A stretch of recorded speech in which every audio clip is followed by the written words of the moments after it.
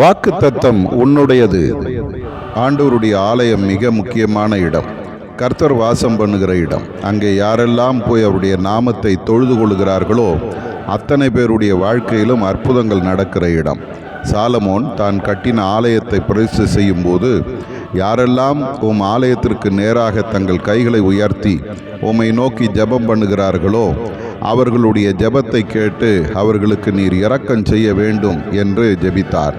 சங்கீதக்காரன் ஆண்டவருடைய சமூகத்தில் அவருக்கு நேராக நான் வந்து பணிந்து அவருடைய கிருபை நிமித்தம் உண்மை நிமித்தமும் அவரை துதிப்பேன் என்று சொல்லுகிறார்.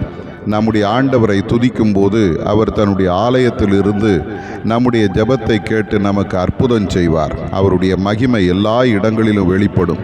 கர்த்தர் தம்முடைய வார்த்தையை நம்மிடத்தில் மகிமைப்படுத்துகிறவர். அவருடைய வார்த்தை அற்புதம் செய்யும். அவருடைய வார்த்தை வல்லமை உள்ளது. அவருடைய வார்த்தை நம்மை வாழ வைக்கும். ஆகவே ஆண்டவருடைய ஆலயத்தையும் அவருடைய வார்த்தையும் உறுதியாய் பற்றி கொள்வோம். கர்த்தர் நம்முடைய வாழ்க்கையில் பெரிய காரியங்களை செய்து நம்மை நடத்துவார். ஆமேன். ஆதார வசனம்: உமது பரிசுத்த ஆலயத்திற்கு நேராக நான் பணிந்து உமது கிருபை நிமித்தமும் உமது உண்மை நிமித்தமும் உமது நாமத்தை துதிப்பேன்.